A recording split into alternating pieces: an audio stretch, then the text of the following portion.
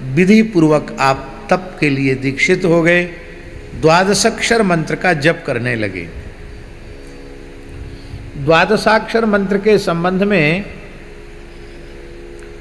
कुछ महानुभावों की ये मान्यता है कि युगल मंत्र ही द्वादशाक्षर मंत्र है। श्री राम तारक मंत्र षडक्षर, श्री राम तारक मंत्र 6 अक्षर, और षडक्षर श्री जानकी तारक मंत्र तो उसके भी 6 अक्षर। तो राम मंत्र के 6 अक्षर और श्री जानकी जी के मंत्र के 6 अक्षर दोनों मिलाकर युगल मंत्र ही द्वादशाक्षर है। और हमारे यहाँ रसिकों की परंपरा में तो युगल मंत्र ही देते हैं, युगल मंत्र का ही जप भी करते हैं।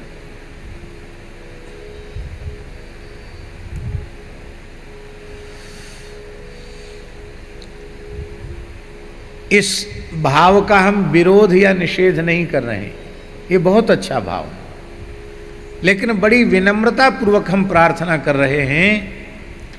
रुद्र यामल में जहाँ श्री अयोध्या महात्म्य 40 अध्यायों में है, वहाँ रुद्र यामल नामक ग्रंथ में, आगम ग्रंथ में श्री राम जी के मंत्रों का निर्देशित किया गया है, राम जी के मंत्रों का वर्णन निरूपण किया गया है। उनमें इसमें स्पष्ट लिखा है रुद्रयामल में कि राम नवमी के दिन श्री अयोध्या राम जी के जन्म स्थल में बैठ करके द्वादशाक्षर वासुदेव मंत्र का जप करना चाहिए, क्योंकि तुरीय ब्रह्म वासुदेव तत्व श्री राम तत्व ही है। इस प्रकार का जो भाव है, इस प्रकार के भाव के अनुसार द्वादशाक्षर जो पहले ओम, फिर नमः पद, फिर वासुदेव शब्द से, फिर भगवत शब्द से चतुर्थी का एक वचन, फिर वासुदेव शब्द से चतुर्थी का एक वचन, ये मंत्र का स्वरूप है, द्वादशाक्षर मंत्र का स्वरूप। तो ये द्वादशाक्षर मंत्र भी श्री सीताराम जी का मंत्र ही है, ऐसा ही मानना चाहिए। अब दोनों भाव आपके ऊपर है, आप चाहो तो श्री राम तारक और श्री जानकी तारक मंत्र मान लो, और चाहो तो द्वादशाक्षर मंत्र मान लो, किसी में कोई विरोध नहीं है। और आप कहेंगे कि ये वासुदेव मंत्र का तो लोग हारमोनियम ढोलक तबला पर कीर्तन कराते हैं, आपने इसका स्पष्ट उच्चारण क्यों नहीं किया? भागवत जी में देवर्षि नारद जी ने जब ध्रुव जी को वासुदेव मंत्र दिया है तो स्पष्ट कर दिया है, जप्यश्च परमो गुरुहिया श्रूयताम में नृपात्मज यम सप्तरात्रम प्रपठन पुमान पश्यत खेचरान। हे राजकुमार, ये जप के योग्य मंत्र है, इसको अत्यंत छिपाना चाहिए, किसी के सामने इसका स्पष्ट उच्चारण नहीं करना चाहिए। ये 7 दिन 7 रात्रि तक द्वादशाक्षर मंत्र का कोई श्रद्धापूर्वक जप कर ले तो आकाशचारी सिद्धों का दर्शन होने लग जाता है। आजकल मंत्रों को भी गा बजा करके लोगों ने उनकी मर्यादा को भी नष्ट कर दिया है। इसलिए द्वादशाक्षर मंत्र तो जप का मंत्र है, कीर्तन का मंत्र नहीं है।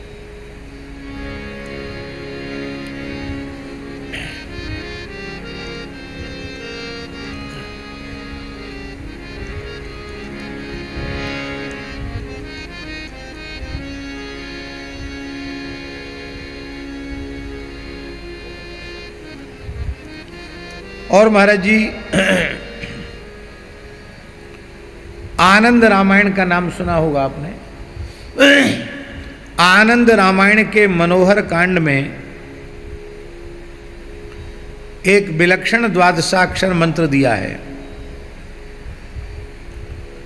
और इस द्वादशाक्षर मंत्र को श्री सीतारामम वंदे श्री राजा रामम, ये द्वादशाक्षर मंत्र, श्री सीतारामम वंदे श्री राजा रामम, ये द्वादशाक्षर है।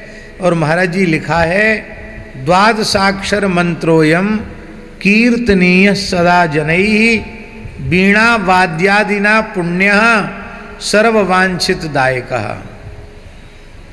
आनंद रामायण में महर्षि वाल्मीकि कह रहे हैं ये द्वादशाक्षर मंत्र जप वाला नहीं है, जप भी कर सकते हैं, पर इसका कीर्तन करना चाहिए। कैसे?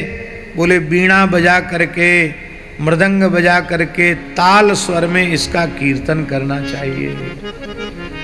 तो जिन मंत्रों के संबंध में ये कह दिया गया है कि इनका जप भी किया जा सकता है और कीर्तन भी किया जा सकता है, उनका दोनों कर लेना चाहिए। और जिन मंत्रों के संबंध में स्पष्ट आज्ञा है यह केवल जप का मंत्र है, तो उनका कीर्तन नहीं करना चाहिए। श्री सीतारामं वंदे श्री राजा रामं। श्री सीतारामं वंदे श्री राजा रामं। श्री सीतारामं वंदे श्री राजा रामम। गाइए, ये आनंद रामायण का द्वादशाक्षर मंत्र है। राजा रामम। श्री सीता रामम वंदे श्री राजा रामम। श्री सीता रामम वंदे राजा श्री सीतारामं वंदे श्री राजा रामं। श्री सीतारामं वंदे श्री राजा रामं। श्री सीतारामं वंदे श्री राजा रामम। श्री सीतारामं वंदे श्री राजा रामम। श्री सीतारामं वंदे श्री राजा रामम। श्री सीतारामं वंदे श्री राजा राम। द्वादश अक्षर मंत्र पुनि जपहि सहित अनुराग। वासुदेव पद पंकरुह दंपति मन अति लाग। और वासुदेव पद पंकरुह, तो वासुदेव के रूप में श्री राम जी ही प्रकट, तुरीय ब्रह्म के रूप में।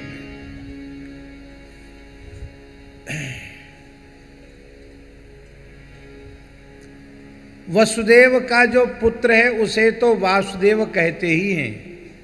वसुदेवस्य अपत्यम पुमान वासुदेवा, तस्यापत्यम से अण हो जाता है, तो वसुदेव शब्द से वासुदेव शब्द की निष्पत्ति होती है। किंतु यहाँ जो वासुदेव शब्द है वो वसुदेव पुत्र अर्थ में उसका अर्थ नहीं है। बस धातु से उण प्रत्यय करने से बासु बनता है, और दिवु धातु क्रीड़ा के अर्थ में है, तो बसु से बास बन गया, बासु बन गया। और दिव धातु क्रीड़ा के अर्थ में है, माने दिव्यतीति आनंदेन क्रीडतीति देवा, जो आनंद पूर्वक क्रीड़ा करे उसे देव कहते हैं। बासु और देव दोनों शब्दों को मिला देने से वासुदेव शब्द बन जाता है। इसका अर्थ होता है वसुश्चासु देवश्चेति वासुदेवा। इसका अर्थ है कि संपूर्ण प्राणियों में निवास करता हुआ जो क्रीड़ा करे उसका नाम है वासुदेव। तो सब में रमण करके क्रीड़ा करे वो राम, सब में वास करके क्रीड़ा करे वो वासुदेव। शब्द अंतर हुआ, अर्थ का तो कोई अंतर नहीं है, अर्थ दोनों का एक जैसा है। विष्णु पुराण में लिखा है सर्वाणि यत्र भूतानि बसंति परमात्मनि भूतेषु च सर्वात्मा वासुदेवस्ततः स्मृतः। जो संपूर्ण प्राणियों में निवास करता है जिसमें सब निवास करते हैं, वो जो सब में निवास करता है उसी को वासुदेव कहते हैं। और फिर भी किसी को वासुदेव शब्द के अर्थ में संदेह रह जाए, इस संदेह का निराकरण करने के लिए गोस्वामी जी ने एक विशेष शब्द दिया है, मनमोहन शरण जी, विश्ववास प्रगटे भगवान। विश्ववास, जो सब में निवास करते हैं वे भगवान प्रकट हो गए। जग निवास प्रभु प्रगटे अखिल लोक विश्राम।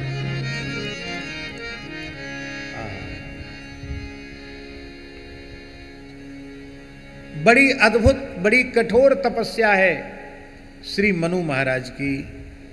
विधि हरि हर तप दे कि अपारा, विधि हरि हर तप दे कि अपारा। मनु समीप आए बहु बारा। मनु समीप आए बहु बारा। मांगहु बर बहु भांति लोभाए। मांगहु बर बहु भांति लोभाए। परम धीर नहीं चलहि चलाए। परम धीर नहीं चलहि चलाए। अस्थि मात्र कोई रहेउ शरीरा। अस्थि मात्र होई रहे शरीरा। तदपि मनाक मन नहीं पीरा। तदपि मनाक मन नहीं पीरा।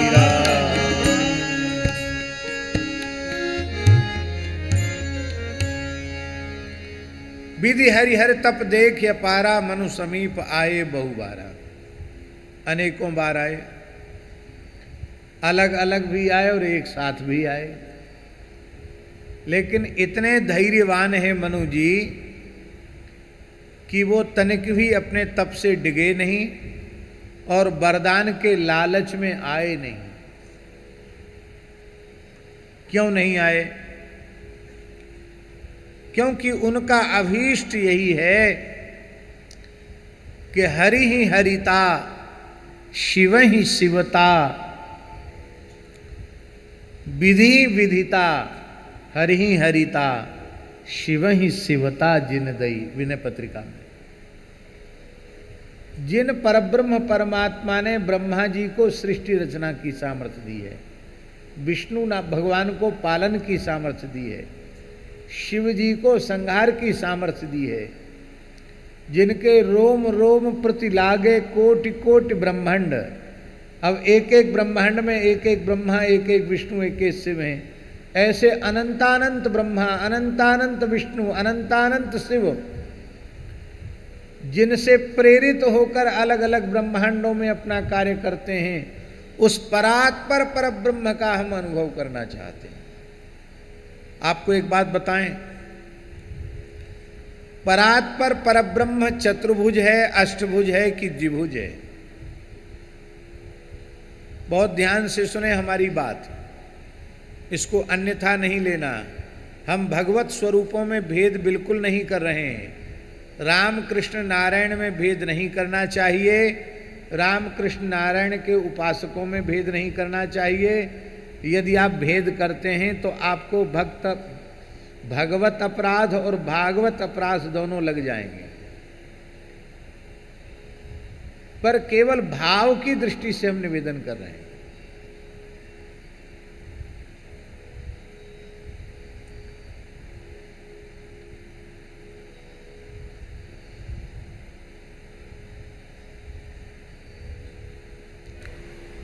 वस्तुतः चतुर्भुज भी वही हैं, अष्टभुज भी वही हैं, द्विभुज भी वही है, शंख चक्र गदा पद्मधारी भी वही हैं, धनुर्वाणधारी भी वही हैं, मुरली लकुट मुकुटधारी भी वही हैं, बंसीधारी भी वही हैं, और ढाल तलवार धनुष बाण ये सब लेने वाले भी वही हैं, में भेद नहीं है। पर हम बड़ी विनम्रता से निवेदन कर रहे हैं, परम परम प्रमाण वेद को माना गया है, और वेद में पुरुष सूक्त है, और पुरुष सूक्त में परात्पर परब्रह्म को द्विभुज ही कहा गया। हम केवल आपको संकेत मात्र कर रहे हैं। ये हमारे आचार्य जी रोज बोलते हैं, रघुवीर मंदिर के आचार्य जी, ब्राह्मणोस्य मुखमासीद बाहुराजन्य कृतः ऊरू तदस्य जदवैश्यः पदव्यागुशूद्रो अजायत। बोलते हैं बाहु में किस विभक्ति का कौन सा वचन है?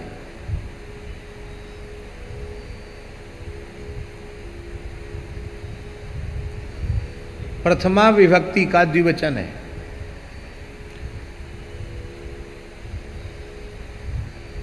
यदि बहुवचन होगा तो होगा बाहवः राजन्य कृतः, क्योंकि बाहु शब्द उकारांत है। बाहु बाहु बाहवः ऐसे रूप चलेंगे बाहु शब्द के। तो वेद भगवान, चारों वेदों में पुरुष सूक्त एक जैसा है, उसके उच्चारण की पद्धति अलग अलग वेद के अनुसार है। बाकी चारों वेदों में पुरुष सूक्त है, ऋग्वेद यजुर्वेद सामवेद अथर्ववेद, और चारों में बाहु राजन्य कृता। बाहु माने आपने अपनी दोनों भुजाओं से क्षत्रियों को उत्पन्न किया, आपने मुख से ब्राह्मणों को, जंघाओं से वैश्य को, चरणों से शूद्र को उत्पन्न किया, ऐसा वेद भगवान कह रहे हैं। तो परात्पर स्वरूप द्विभुज है, ये वेद स्वीकार कर रहे हैं। वैसे श्री रंगम हम कई बार गए, एक दो बार पहले भी गए, लेकिन इस बार श्री रंगम में कथा थी। होशियारपुर वाली माता जी उसकी आयोजिका थी, और बहुत से संत महापुरुष पधारे थे श्रीरंगम में। तो इस बार भगवान रंगनाथ की कृपा करुणा प्राप्त करने का विशेष सौभाग्य मिला। रंगनाथ भगवान बार बार अपने चरणों में बुलाकर उन्होंने कृपा पूर्वक दर्शन दिया। तो रंगनाथ भगवान चतुर्भुज नहीं है, रंगनाथ भगवान द्विभुज हैं। तो पहले हमारी स्मृति में क्या था महाराज जी कि रंगनाथ भगवान चतुर्भुज हैं, लेकिन इस बार तो खूब निहारने का अवसर मिला, भीड़ खूब रहती है, और लोगों को तो अर्चक हटा देते, हमको कहते यहीं खड़ा रहेगा। तो खूब आंख भर के दर्शन किया ठाकुर जी का। तो हमने उनसे पूछा कि चतुर्भुज नहीं? तो उन्होंने कहा नहीं, परात्पर परब्रह्म द्विभुज ही होता है। ये उन श्री रामानुज संप्रदाय के रंगनाथ भगवान के प्रधान अर्चक महानुभाव ने कहा परात्पर स्वरूप द्विभुज है, और हमारे राम जी भी द्विभुज हैं, हमारे श्री कृष्ण भी द्विभुज हैं, इसलिए रामकृष्ण परात्पर परब्रह्म है। इन द्विभुज से ही चतुर्भुज, इन द्विभुज से ही अष्टभुज, और इन द्विभुज से ही असंख्य भुज प्रकट होते हैं, विराट प्रकट होते हैं। मूल में ठाकुर जी द्विभुज हैं। हा। तो आप तो द्विभुज परात्पर परब्रह्म का दर्शन करना चाहते हैं, इसलिए बोल नहीं रहे हैं, आंखें खोल नहीं रहे हैं। अब तो महाराज भगवान इनके प्रेम पर, इनकी निष्कामता पर, इनके भाव पर रीझ गए, और मांग मांग वर कह करके भगवान ने उनको वर मांगने के लिए कहा। मांग मांग वर भय नभवानी, परम गंभीर कृपामृत सानी। भगवान अत्यंत प्रसन्न है, इसलिए प्रसन्नता में दोहरा रहे, मांग मांग वर, वर मांगो ऐसा बार बार कह रहे हैं। अब देखिए उस परात्पर परब्रह्म की वाणी का प्रभाव कैसा दिव्य है। विधि हरिहर तप देखकर आए और वो भी बोल बोल के चले गए, पर श्री मनु जी महाराज के श्री अंग में कोई परिवर्तन नहीं आया।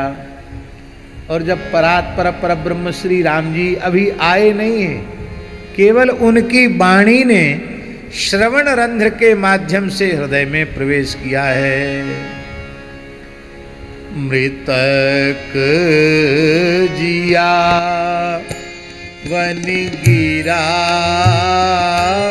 सुहाई, मृतक जिया वन गिरा सुहाई, श्रवण रंध्र हुई उर जब आई, श्रवण रंध्र हुई उर जब आई, हृष्ट पुष्ट तनु भय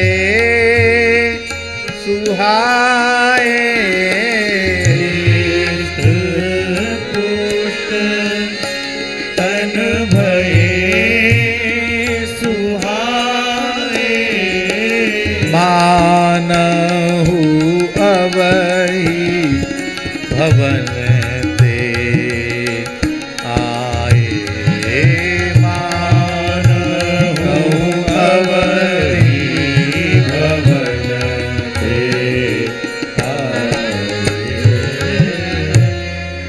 श्रवण सुधा सम बचन सुनी, पुलक प्रफुल्लित गात, बोले मनु करि दंडवत, प्रेम न हृदय समा। मनु जी ने साष्टांग प्रणाम किया।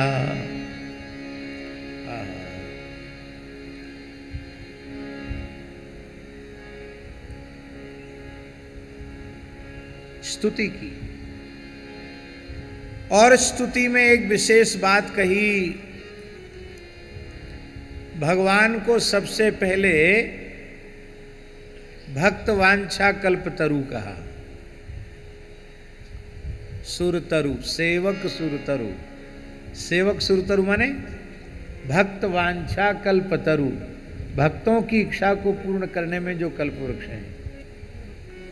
और दूसरा शब्द कहा सुरधेनु, सुरधेनु माने कामधेनु कहा, भक्तों की कामनाओं को पूर्ण करने में आप कामधेनु। इसका मतलब क्या है? इसका मतलब है कि प्रभु हमारी भी आपसे कुछ न कुछ अभिलाषा तो है। अब यहां एक प्रश्न है। प्रश्न यह है कि प्रायः अप्राप्त वस्तु की प्राप्ति की कामना की जाती है। और अभी आप सुन चुके हैं कि मनु जी के 2-2 पुत्र, 3-3 पुत्रियां और भरा पूरा खूब खानदान, सारी सृष्टि ही उनसे भर गई। तो उनको अभाव तो है नहीं, फिर वो ये क्यों मांगने जा रहे हैं? चाहूं तुम ही समान सुत प्रभुसन कवन दुराव, ये क्यों ऐसा मांगने जा रहे हैं? इसमें दास का ऐसा मानना है कि वस्तुतः ये मनु जी का भाव नहीं है। भगवान स्वयं अवतार लेना चाहते हैं, और अवतार लेंगे, नरावतार लेंगे तो किसी न किसी को तो माता पिता के रूप में उन्हें वर्ण करना ही पड़ेगा। तो जब प्रभु श्री सीताराम जी उनके नेत्रों के सामने आए तो उनका मन हुआ अवतार तो हमको लेना। अब अवतार माने ऊपर से नीचे उतरना। इनकी भक्ति ने साकेत से हमको धरती पर तो ला ही दिया है, अब उतर ही आए हैं तो उतरना ही है, अवतार लेना ही है। तो कोई न कोई मैया बाबूजी खोजना पड़ेंगे। और ये जो सामने खड़े हैं अनादि दिव्य दंपति, आदि दिव्य दंपति श्री मनु और शत्रुपा, इनसे उत्तम माता पिता हमको खोजने पर कहाँ मिलेंगे? तो भगवान ने ही उनके पुत्र बनकर आने की इच्छा व्यक्त की, तो भगवान की इच्छा उनके चित्त में, उनकी वाणी में, उनकी बुद्धि में प्रतिष्ठित होकर के भगवान के सामने प्रकट हुई। हमको ऐसा लगता है। नहीं तो मनु जी परम निष्काम है। यदि कोई उनका लालच होता तो क्या पुत्र देने में विधि हरिहर समर्थ नहीं है क्या? खूब समर्थ हैं, पर ये उनको लोभ नहीं है। दूसरी बात,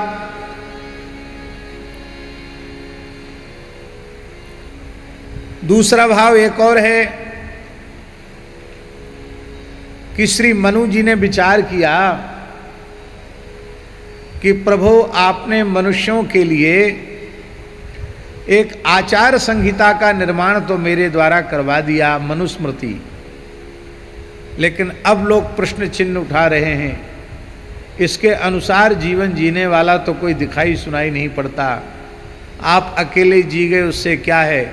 संपूर्ण मानव जाति इसके अनुसार अपना जीवन कैसे निर्वाह कर सकती है? तो प्रभु अक्षरशः पालन तो मैं भी नहीं कर पाया धर्म का, लेकिन यदि आप अवतार लेकर के आपने प्रेरणा दे करके जो मनुष्यों की आचार संहिता मनुस्मृति के रूप में लिखाई है, यदि उसको अपने धर्माचरण के द्वारा चरितार्थ करके दिखा देवें तो वस्तुतः वास्तविक मानव जाति में धर्म और सदाचार की स्थापना हो जाएगी। इसलिए मानो वे चाहते हैं कि अब प्रभु एक बार मनुस्मृति को अपने व्यवहार में, अपनी क्रिया रूप में चरितार्थ करने के लिए मेरे पुत्र बन करके आए। हम लोग भी मनु जी के साथ भगवान की स्तुति करें।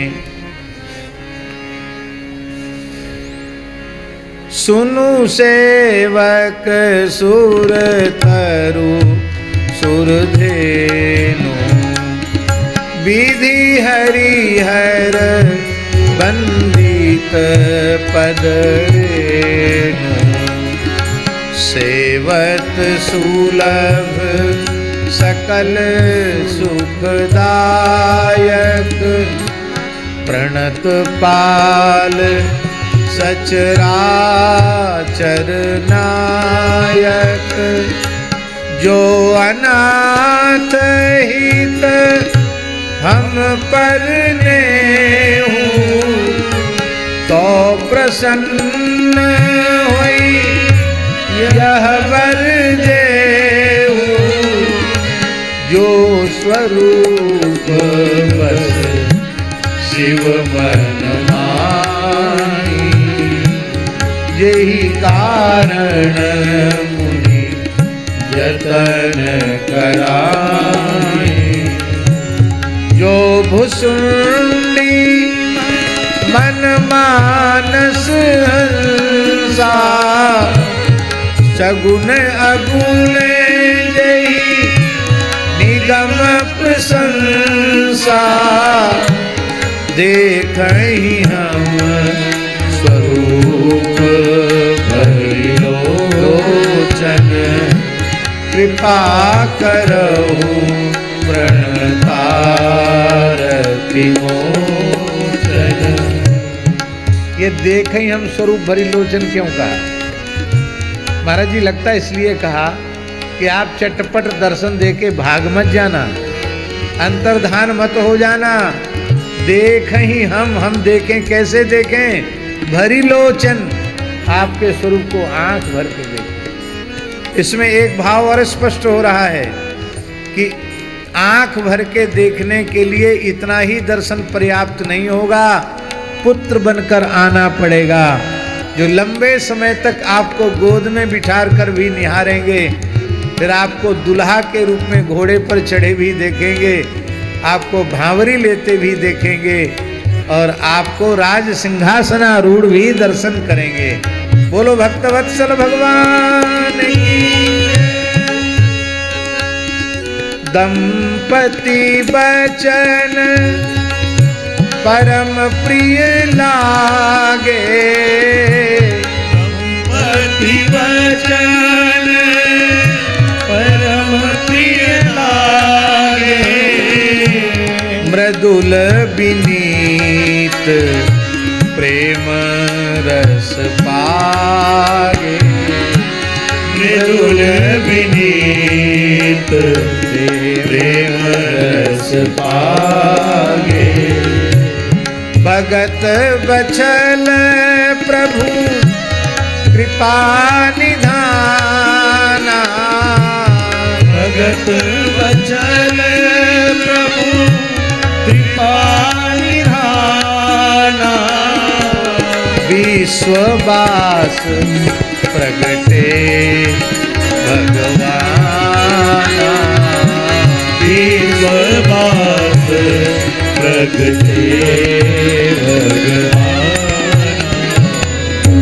नील सरोरुह नीलमणि नील नीलधर श्याम, लाजय तन शोभा निरखी कोटि कोटि शतकाम। और अकेले प्रकट नहीं हुए श्री किशोरी जी के सहित, भ्रुकुटी विलास जासु जग होई, राम बाम दिसि सीता सोई। भ्रुकुटी विलास जासु जग होई, राम बाम दिसि सीता सोई। बोले कृपा निधान पुनि, अति प्रसन्न मुहि जान। मांगहु बर जोई भाव मन, महादानी हनुमान।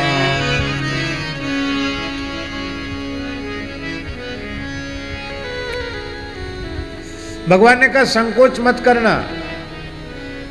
सकुच बिहाय माग नृप मोही, मोरे नहीं अदेय कछु तोई। जन कहूं कछु अदोय अदेय नहीं मोरे, सब कुछ मैं दे सकता हूं। अस विश्वास तजहु जनि भोरे, मैं अपने आप को भी दे देता हूं तो इससे अधिक और क्या हो सकता है। मनु जी महाराज ने कहा, महाराज दान शिरोमणि कृपा निधि, नाथ कहूं सती भाव। चाहूं तुम्ही समान सुत, प्रभु सन कवन दुराव। आप दानियों में शिरोमणि हैं, कृपा निधान हैं। मैं अत्यंत विश्वास पूर्वक श्रद्धा पूर्वक कह रहा हूं, मेरी यह अभिलाषा आप अवश्य ही पूर्ण करेंगे। आपसे कुछ छिपा हुआ नहीं है, क्योंकि आप सर्वांतर्यामी हैं। मैं आपके जैसा बेटा चाहता हूं।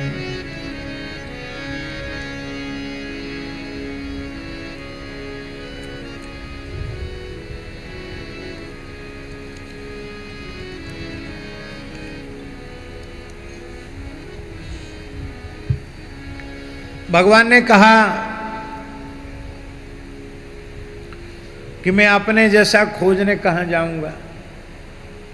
आप सरस खोजो कह जाई, नृप तब तनव हो में आई। मैं आपका पुत्र बनूंगा, क्योंकि महाराज जी वेद में लिखा है न तस्य प्रतिमास्ति। प्रतिमास्ति का अर्थ है उनके समान कोई दूसरा है ही नहीं, उनके जैसे वही है।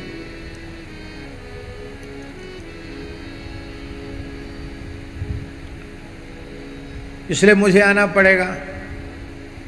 लेकिन फिर भगवान के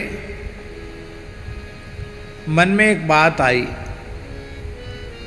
कि मनु जी ने ये तो नहीं कहा कि चाहूं तुम्हें सुत, आपको ही पुत्र के रूप में चाहता हूं, ये तो नहीं कहा। उन्होंने कहा चाहूं तुम ही समान सुत। समान कहा, इसका मतलब मैं स्वयं भी आ जाऊंगा तो भी बात तो वहीं की वहीं रही, बात पूरी नहीं हुई। तो मुझे भी आना पड़ेगा और मेरे समान को भी आना पड़ेगा। तो भगवान स्वयं भी आए और अपने ही समान। भरत राम ही की अनुहारी,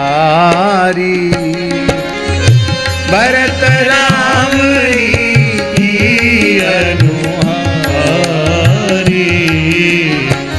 सहसा लखीना सकहीं नर नारी, सहसा लखीना सकहीं नर नारी। मनु जी ने मांगा एक और राम जी आए 4 रूपों में हैं। श्री राम लक्ष्मण भरत शत्रुघ्ना इति संज्ञया, राम लक्ष्मण भरत शत्रुघ्न के रूप में आए। यह है भगवान की उदारता। एक मांगो तो लोग कहेंगे एक क्या करोगे लेके, आधा ले लो, आधे से आधा ले लो, खींचतान करेंगे। पर इतना उदार कौन होगा, ऐसो को उदार जग माही, जो मांगो एक और दे 4। ऐसे राम जी हैं। अस प्रभु छाड़ी भजहि जे आना, ते नर पशु बिन पूछ विषान। इसलिए महाराज जी, उर्मिलादास जी महाराज, कई बार मन में आता है कि ठाकुर जी से कभी कुछ मांगना नहीं चाहिए। ये उदार चक्र चूड़ामणि है, हम कुछ मांग कर इनकी उदारता पर ताला डाल देते हैं। जो इतने प्रेमी हैं, इतने प्रेमी हैं कि अपने आप को न्यौछावर कर देने के लिए, अपने आप को लुटा देने के लिए तैयार बैठे हैं, और उनको हम संकोच में डाल देते हैं। बस इतना ही दे दो, यही दे दो। ये वस्तुतः भगवान की उदारता को प्रतिबंधित करना है। भगवान ने शत्रुपा जी की ओर देखा और कहा, शत्रुप ही बिलोक कर जोरे, देवी मांग वर जोर तेरे। भगवती तुम भी वरदान मांगो, क्या चाहिए। धन्य है नारी का अनुपम पातिव्रत शत्रुपा के जैसा ही होना चाहिए। उत्तम पतिव्रता का लक्षण क्या है? पति का मन उसका मन बन जाए, पति की बुद्धि उसकी बुद्धि बन जाए, पति का विचार उसका विचार बन जाए, पति का ही व्यवहार उसका व्यवहार बन जाए, अपनी पृथक सत्ता शेष न रह जाए। ये सर्वोत्तम पतिव्रता का लक्षण है। और उन पतिव्रताओं में शिरोमणि हैं श्री शत्रुपा जी।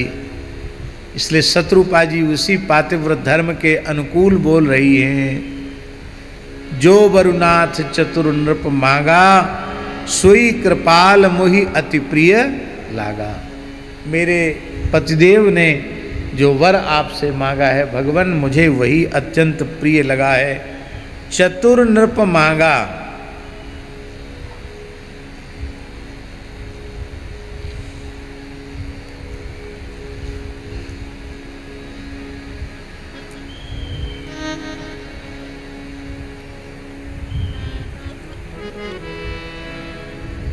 ये चतुर क्यों कहा? राम जी का दर्शन करके मनु जी के मन में आया, मैंने हजारों वर्ष तक इस संपूर्ण पृथ्वी का शासन किया, क्या नहीं किया, क्या नहीं देखा, क्या नहीं सुना। लेकिन आज श्री सीताराम जी जब हमारे नेत्रों का विषय बने हैं तो हमको लगता है, इनको देखने के बाद लगता है आज तक न कुछ देखा न कुछ सुना। आहा, कितने सुंदर हैं। अंग अंग पर 12 कोटि कोटि शत काम। एक एक अंग पर, रोम रोम पर 12 कोटि कोटि शत काम। ऐसे प्रभु सुंदर हैं। और इतने सुंदर प्रभु का एक बार दर्शन करके और शांत हो जाना ठीक नहीं। ऐसे प्रभु का मैं भी बहुत काल तक दर्शन करूं, और वह राजा के रूप में जब सिंहासन पर बैठे तो सारी प्रजा अनंत काल तक उनका बिना किसी तपस्या के, बिना किसी साधन के, इन श्री सीताराम जी का दिव्य सिंहासनासीन श्री सीताराम जी का हजारों वर्ष तक दर्शन करे।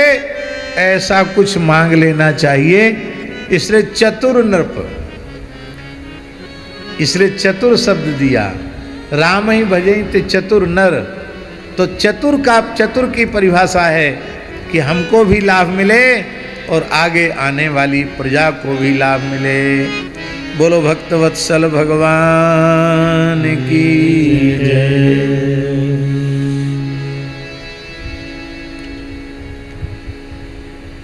जे निज भगत नाथ तब अहीं,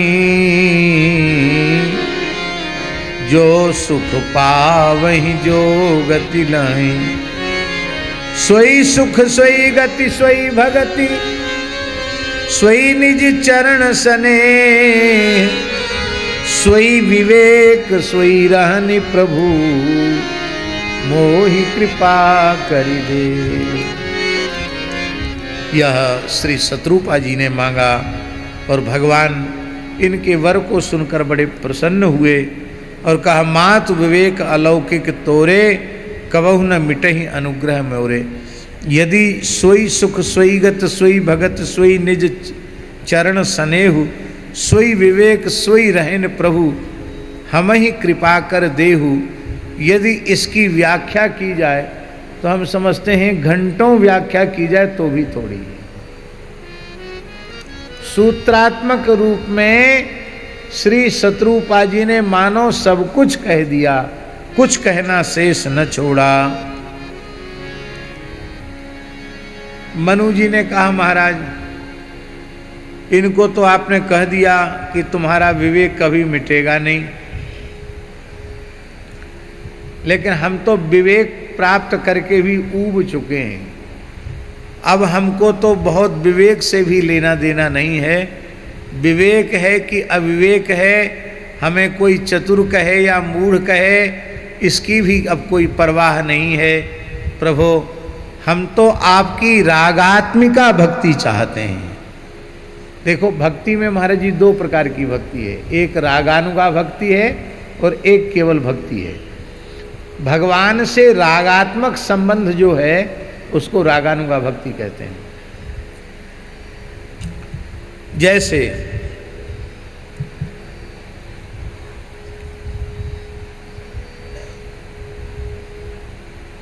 पिता की अपनी संतान के प्रति जो प्रीति होती है वो किसी के द्वारा प्रेरित किए जाने से होती है क्या? वो तो अत्यंत सहज और स्वाभाविक प्रीति है। क्यों है? इसलिए है कि वह उसे मानता कि ये मेरा पुत्र है, तो पुत्र संबंध से प्रीति है। पति जो है माला लेके थोड़ी जपता पत्नी पत्नी पत्नी पत्नी पत्नी पत्नी पत्नी पत्नी, ऐसे तो नहीं जपता है। ना पत्नी माला लेके बैठती है, पति पति पति पति जपती है।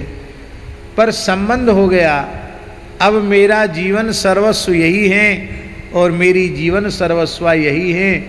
ऐसा संबंध, रागात्मक संबंध जब जुड़ जाता है तो सहज प्रेम हो जाता है। इसी को रागानुगा भक्ति कही है। और ये रागानुगा भक्ति भक्ति में सर्वोपरि मानी गई है। हमें याद नहीं है, आप लोगों में किसी को याद होगा, इनको मनमोहन शरण जी को याद होगा। क्या है? राम जी पहुनवा हमार मिथिला के नाते, क्या है?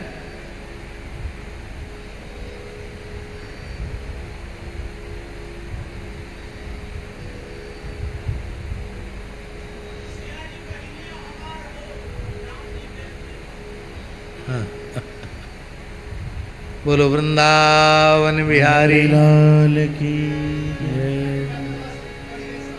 हाँ, जो भी हो आप सब लोग ध्यान दे देना।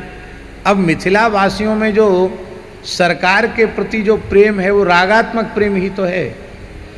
यदि किशोरी जी को बहन मानती हैं तो श्री राम जी बहनोई हो गए, जीजी हो गई और वो जीजा जी हो गए। राम जी को यदि बहनोई मानते, श्याल संबंध मानते हैं तो राम जी के सारे हो गए, राम जी उनके जीजा हो गए। अथवा राम जी को सिया जी को पुत्री मानते हैं तो राम जी उनके जामाता हो गए। ये स्वाभाविक मिथिला के संबंध से श्री किशोरी जी को अपना मानना ये रागात्मक संबंध है, ये सबसे श्रेष्ठ संबंध माना गया है। बोलो भक्तवत्सल भगवान की जय। तो उन्होंने कहा सुत विषयक तब पदरती हो, मोहि बड़ मूढ़ कहे किनको। भले ही मुझे लोग मूढ़ कहें, इसकी मुझे कोई परवाह नहीं है, बस मैं आपको अपना पुत्र मानकर प्रेम करूं। कितना प्रेम करूं? बोले मन बिनु फन जिम जल बिनु मीना, मम जीवन तिम तुम ही अधीना। मणि के बिना जैसे सर्प नहीं जी सकता, जल के बिना जैसे मछली नहीं जी सकती, ऐसे ही प्रभु मैं आपके बिना एक पल न जीऊँ। और यह सत्य करके दिखा दिया। बंदऊँ अवध भुआल, सत्य प्रेम जहि राम पद, बिछुरत दीन दयाल, प्रिय तनु तृण एव परिहर्यो। भगवान ने कहा वैसे तो आपको सीधे नित्य साकेत ही जाना था, लेकिन अब चूंकि आप पिता माता बनोगे, हम बेटा बनेंगे, तो आपको फिर जन्म तो लेना पड़ेगा। और वहाँ की मर्यादा ये है कि यद गत्वा न निवर्तन्ते तद्धाम परमम मम। वहाँ जाने का मार्ग है, वहाँ से लौटकर आने का मार्ग नहीं है। तो वहाँ की तो मर्यादा परंपरा ये है। और आपको अभी आना है पिताजी बनने के लिए, माताजी बनने के लिए, इसलिए जाओ कुछ काल तक देवराज इंद्र की राजधानी को, स्वर्ग को अपनी चरण रस से पवित्र करो। और जो आपने बड़े बड़े दान पुण्य कर्म किए हैं उनका फल भोगो। ता करी भोग विलास, तात गए कछु काल पुनि, हुईहु अवध भुआल। तब मैं होव तुम्हार सुत।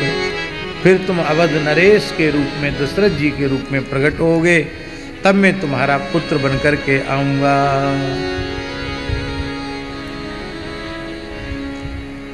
पुरैव में